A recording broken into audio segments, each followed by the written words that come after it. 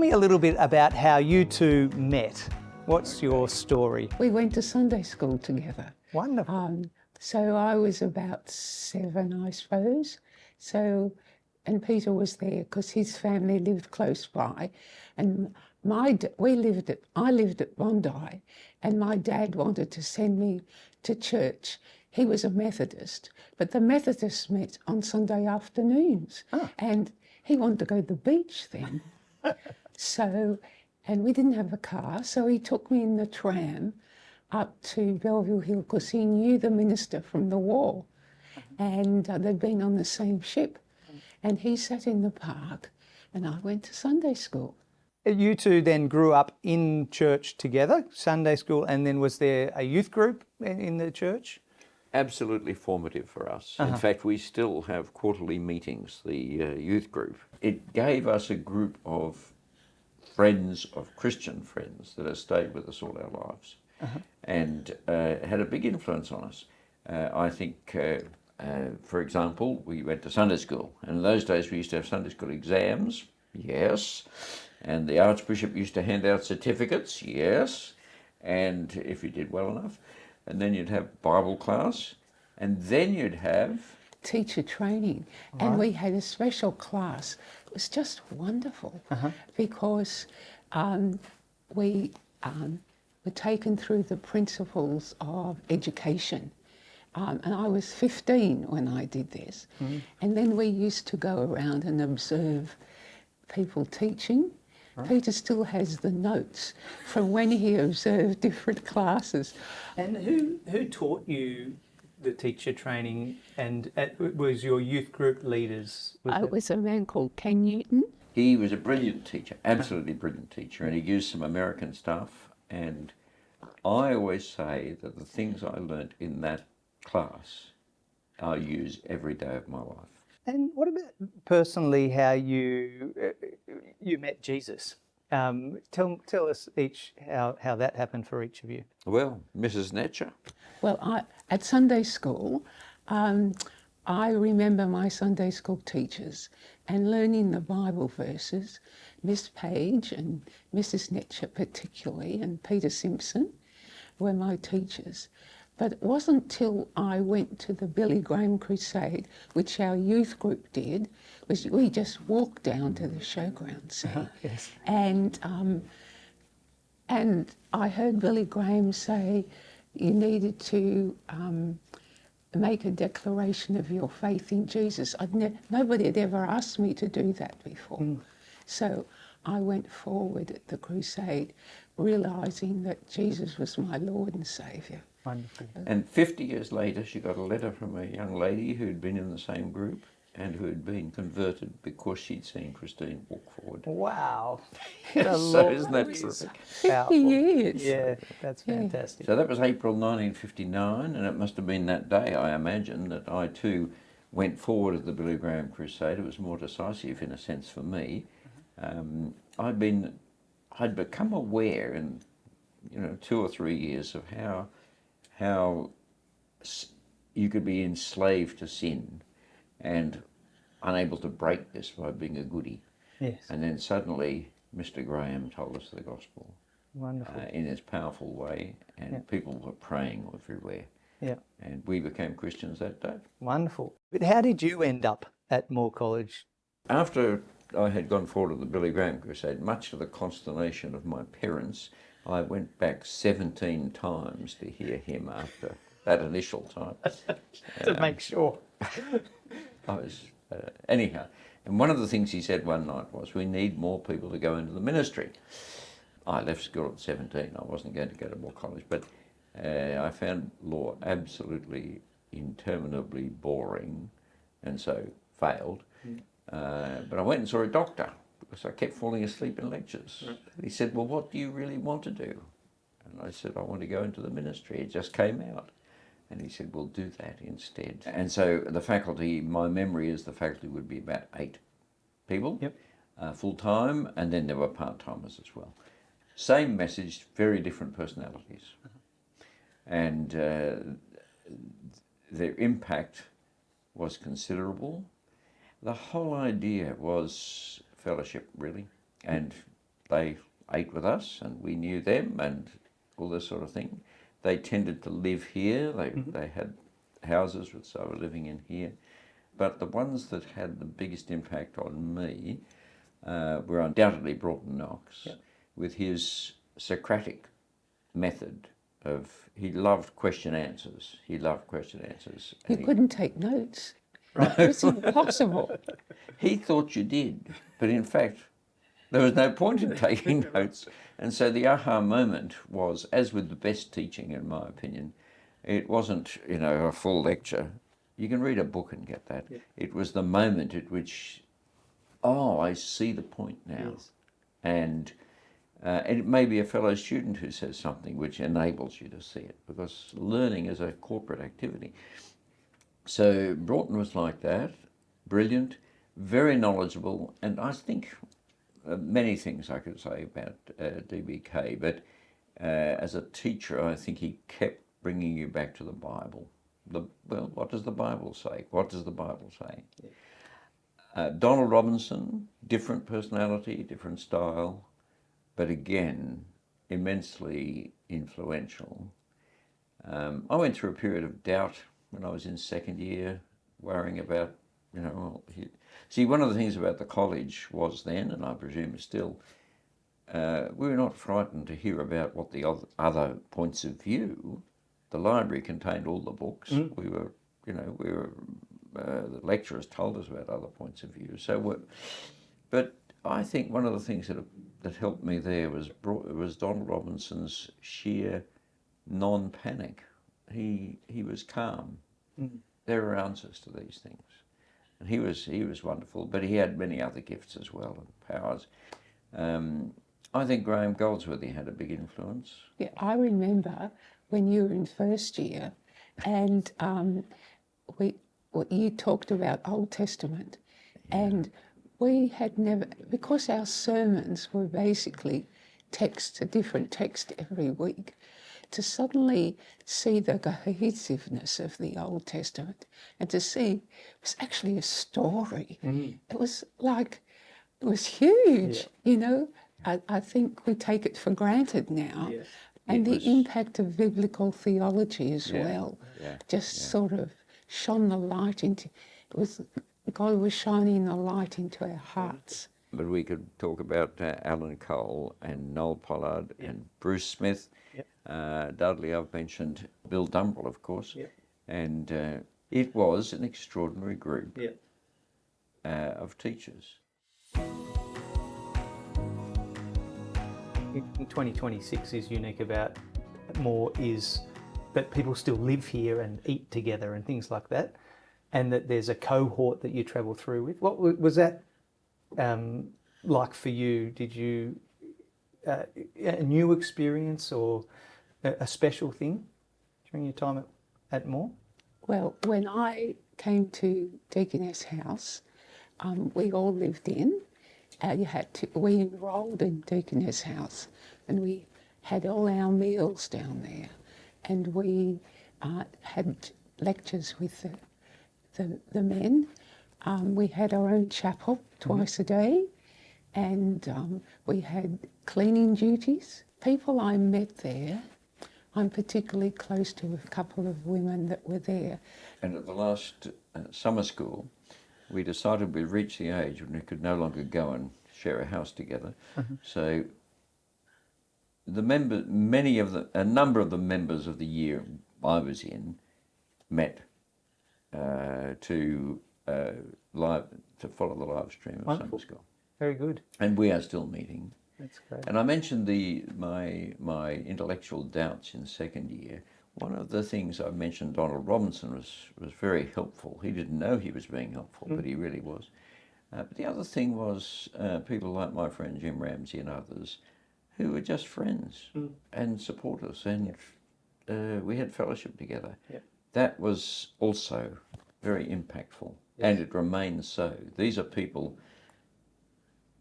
we have stayed in touch with, many of them, not all of them, but we've stayed in touch with them all our lives. Yeah, wonderful. One of the key points about college that I ought to mention is the food.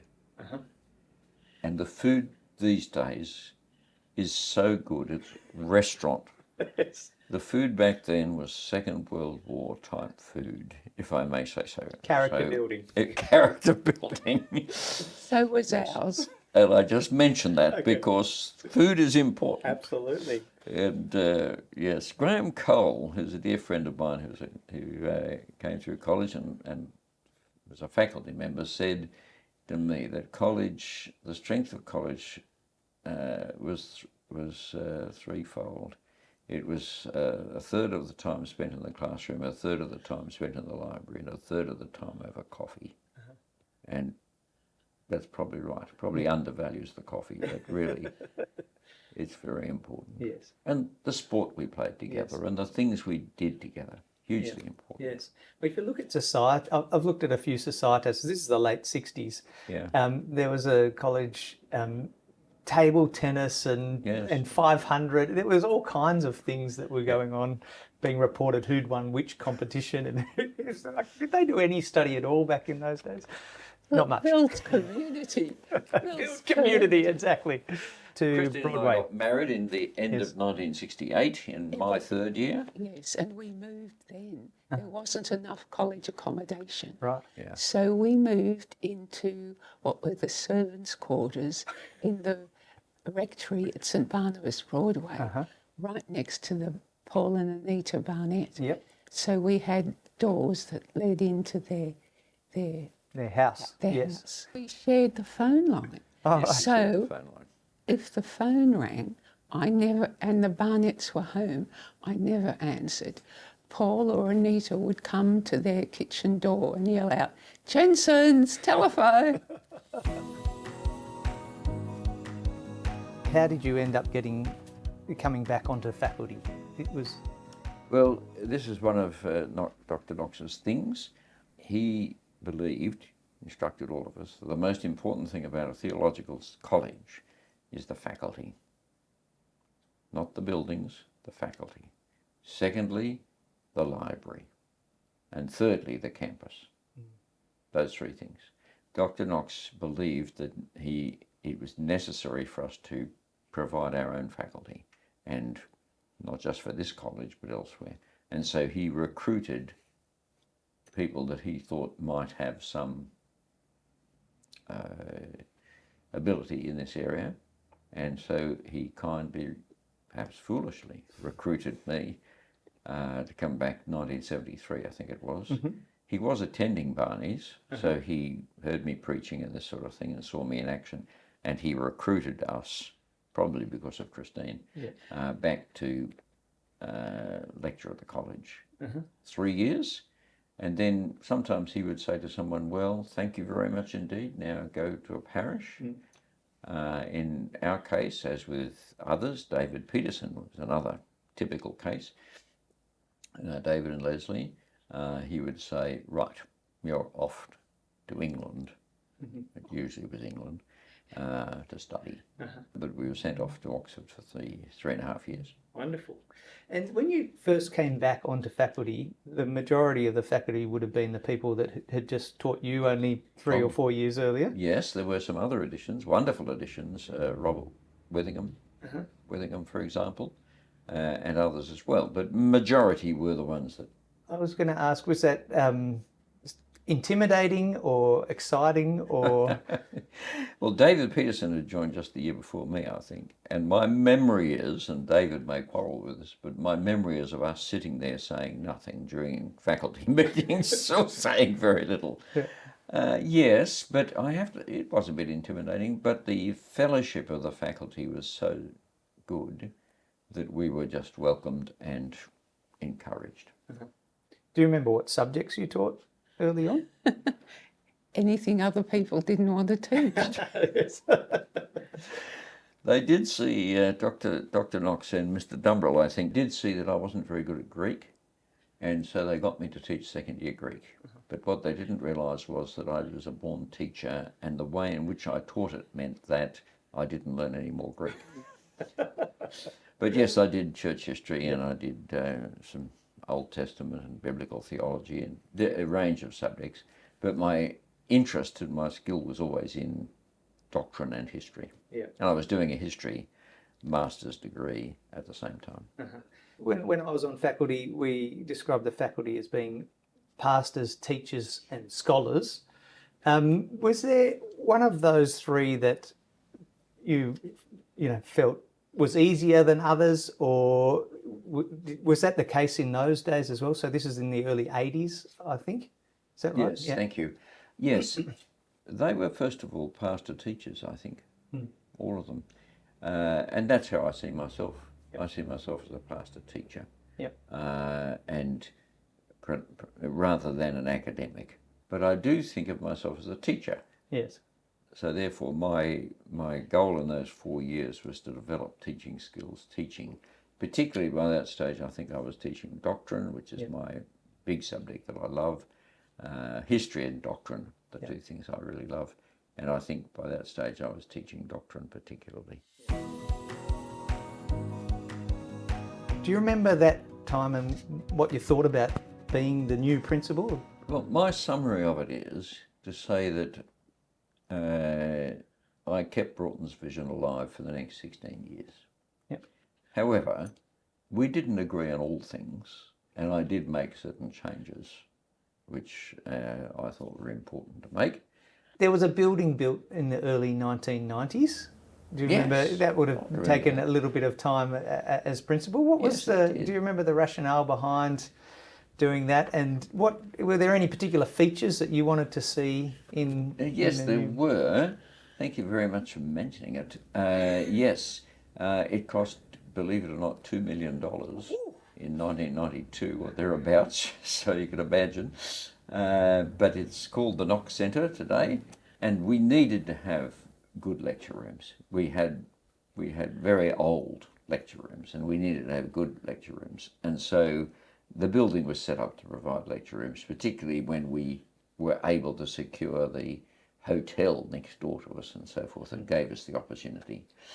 But I think what you're referring to in particular, the feature of the building, which I think of constantly, and I'd like this to be placed on record, Ed, is that in the square, the grass square outside it where the vine is and so forth and so on, I insisted that there be a path across that which goes nowhere, because I wanted us to have a cricket pitch. No, that's a very important feature, community building.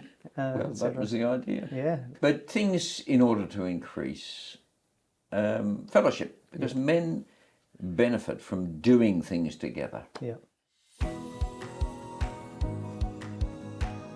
And Christine, coming back to Newtown for you, you got a young family, 5 kids. That's a crazy Well, we number. had the twins in the first year we came back. Right. And was there things that you could involve yourself? Did you get to know student wives or faculty wives? Yes. I mean, at that point in time, we used to have a weekly Bible study.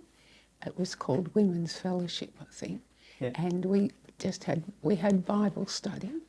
And so I always went along to that. A lot more married students by then, weren't there? A lot more married students. That had become the thing. Yes, Yeah. and the playground at the back. Yeah. You know, I'd wander up. I didn't need to go to the playground, but I'd wander up and sit there with my children, and you get to talk to people there and form relationships. So I was involved in that way, and then I had Michael and Beth at school, so you had another group of parents who you met at that level, who were student wives, and we got involved in the school and started the P&C. You started that. I was the president, wasn't I? Yeah, you were the founding president. Of the P&C at North Newtown School. Very good. And during that time, particularly I suppose later when Peter became principal, the women's ministry at college changed. Yeah. Deaconess House was quite separate, really, and in fact, so there wasn't a lot of communication, or between the women there, apart from them coming to college. Yeah. They still led. I think their meal times were changing, but basically separate. But what happened in the 80s, it was gradually happening. The student wives wanted some encouragement in being what it is to be a ministry wife. Like, what do I do?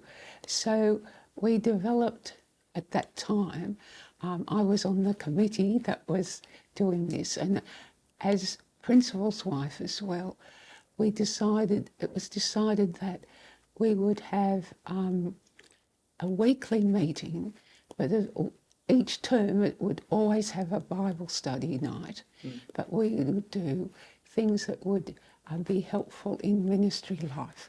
And we'd look at current issues like the ethical issues of the day and things like that. But then we wanted to make Bible study as well available for everyone. There were some small groups, but one of the student wives, Jane Vaughan, and I got together. We both had this vision. I thought it would be good for the faculty wives to be involved in Bible study with the student wives. And to think the student wives, they'd often come from their home churches. They were kind of hanging loose, so to speak, and they needed encouragement in their Christian lives. So we worked out how to get Bible study groups going. So we had Women's Fellowship, it was called then, on Wednesday night, and then Bible study groups at other times. Yeah, very good. For everybody who wanted to. Yep. And that worked out quite well. And over time, they thought the name Women's Fellowship was very daggy and old-fashioned. So we had a competition to change it. And in the end, no one was agreed. And I said, well, what about more women? So more women it is to this day. Exactly. Very good. And then at the same time, we felt it'd be, I thought, what about those student wives who don't come to anything because they're working or their lives are too pressured and they can't? We ought to produce a magazine or something. So on an A3 piece of paper folded in half, we developed Magnolia. And we called it Magnolia because every college house was painted in magnolia. Absolutely. And so magnolia is a memory, and the magnolia today is magnificent compared to our early editions. But I remember Sue Saggers, it was one of the editors, and we put it together, and I used to come over and photocopy it myself. Well done. Well, it's become an institution. I know. As someone once said to me, we didn't really appoint you, we were appointing Christine Very good. because of the work that she did. Because actually we've always been in ministry together. Yes. And when I say together, it doesn't mean that we do it necessarily together. You can see that she goes off and does her thing. But it's one of God's great blessings. Wonderful. And very significant because the cohort that we were talking about as, year groups of students is there's a cohort of ministry wives as well. And so I know that my wife still meets for dinner with other ministry wives from my year group. They're better at meeting than probably we are. But anyway. Christine, didn't also you and perhaps Mary, I think, start the prayer meeting? Well, there was the Women's Auxiliary had been going for a very long time, and it was the main fundraising arm of the college, would you believe, and providing things for students. So when more students were living in houses in Little Queen Street, the Women's Auxiliary provided screen doors on all those houses as safety. And then we replaced all the mattresses in the single quarters for the students. So we did that, and as well,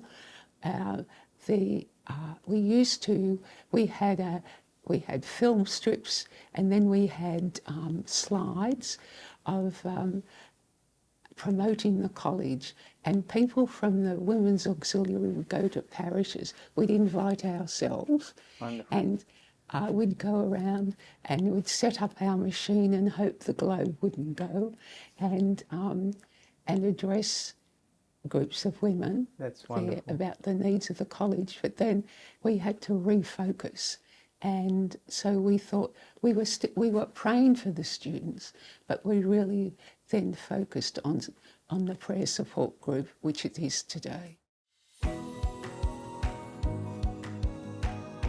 Your involvement in the college didn't cease when you became Archbishop. So you were still involved as chair of the college council? Yes, the Archbishop in my day, and presumably still, is potentially the chair of something like 80 different organisations, believe it or not. I chose to be an active chair in several of them. Anglicare was extremely important, in my opinion. Mr. Martin Robinson helped me see that, Donald Robinson's son.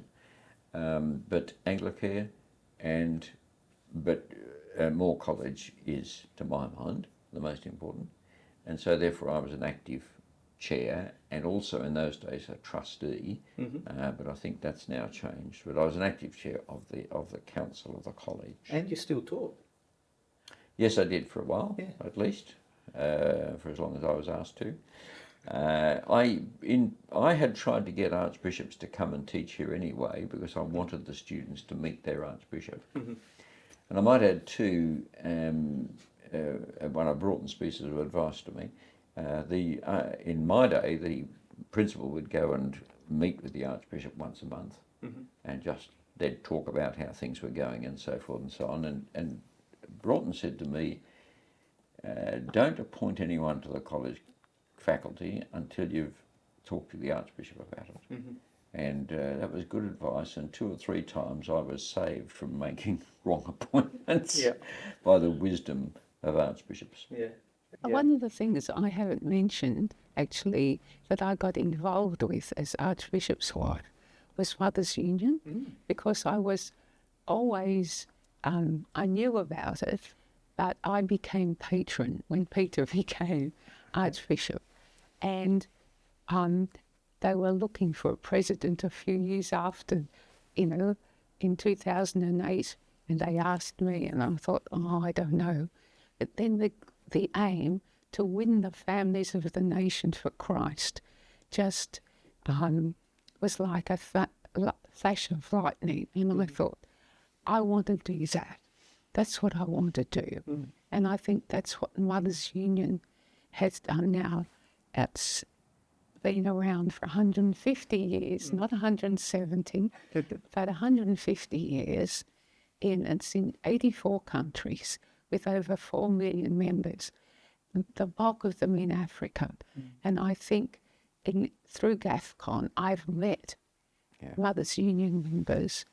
They're so enthusiastic, so keen for the gospel in their countries. It's just been a great privilege, and in Sydney really, to try and encourage Christian family life. Christian marriage and family life is such a privilege to work with. It's been, that's been my focus. Yeah. My role as Archbishop, and then particularly my role as GAFCON, has opened up the Anglican Communion for me, and I have seen the impact of our missionaries and the impact of, in particular, Moore College through the correspondence course, which is immense. So that's very important. As well as which, the global, GAFCON has something called a Global Theological Education Network, and that is the person who is the person in that is Bill Salia, one of our very own, and works indeed right here at college in fellowship with the college. The vision that drives Moore College is in many ways the vision that he is sharing with others about the need for the Word of God, the need for community and things like that. And so even in my time, I don't mean when I'm in charge, but I mean in my lifetime, we have seen the impact of the diocese, but not least Moore College, grow and grow in so many places. Yeah. Another one, of course, is George Whitfield College, founded by Dr. Knox, and in which, again, the college, George Whitfield, is its own college, there's no doubt about that, but the relationship between GWC and Moore College continues, as too does the college in Egypt, the Alexandria School of Theology, where we've had a connection since its very beginning. And it's interesting that our former vice principal, Simon, and his dear wife are now going off to the UCU in Uganda, which again is a key institution in the African scene. So I would say,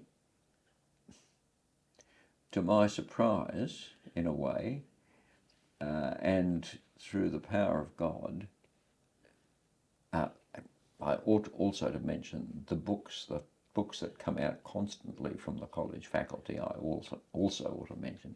But the impact of the college on a far wider front has occurred in my lifetime. When you see the global impact, it really... It's amazing that God uses frail vessels, jars of clay, yes, and has the whole world in his hands. And so what we do here in Sydney can make a difference to some person in Africa or South America. Well, I attended a conference. In fact, I set up a conference in Uganda about 8 years ago now. And I'll never forget of people from different countries to discuss theological education. And I'll never forget a leader from the Congo coming across to me with a great African smile on his face, which I love, and saying, doing the PTC course, and particularly the biblical theology stuff in it, has changed his life. And then another gentleman from Asia comes across, smiling in an Asian way, it says, by the way, the PTC course has meant everything to me. And here are these two gentlemen who are leaders in their own areas who immediately said, Moore College means so much to me. I could hardly have guessed it. Yeah, it's wonderful. What we've noticed over the years is that when something is going along wonderfully, is a dangerous time, because people who don't share your faith look at it and say, we'd like to be part of that. Mm. And so I could number any number of organisations and colleges and so forth that have started with evangelical zeal and been very successful, and then taken over by people who don't share the original vision and changed. Mm. And so we must continue to be, but we must continue to be vigilant in guarding the truth. There's no guarantee that Moore College and the Diocese of Sydney will continue on in this way. The Lord doesn't need us. He can do his work. But so we need to be vigilant and guard the truth and make sure that the right people are in the right place. That's really the key to it. Mm. And we can never just take it for granted. However, that said, if the Lord is prepared to continue to use us, then in my experience, I think we're only just seeing the beginning of what can and will be achieved, and not least in our own country. I think since the turn of the century, actually, I've seen some pretty wonderful things occur in our own country. So I think that if the Lord wills it, and if we are vigilant, then the work of this place and the work of the diocese as a whole can go on and be hugely important for the well-being of Australia, and then for many other places as well. Good to remember that God uses ordinary people to do his will and to share the gospel. And, you know, I lived with Mum, Dad and the Canary at Bondi, you know, and I'm nobody. But yet God has used me in different ways and given me opportunities. What a privilege that has been for me. And I feel very grateful to the Lord for that. For my family, I've got 5 children, 26 grandchildren, and 1.5 great-grandchildren. And I love every one of them. I pray for each one of them. He's giving me those precious people to be part of my life. So I have much to give thanks for. And I pray for them that they'll carry the gospel into the future as well. Yeah. That's what I want. I want them to love Jesus. That's the most important thing. Absolutely. If I can leave my grandchildren loving Jesus and my children, that's, you know, Yeah. I've seen God work in my children's lives in ways I never imagined.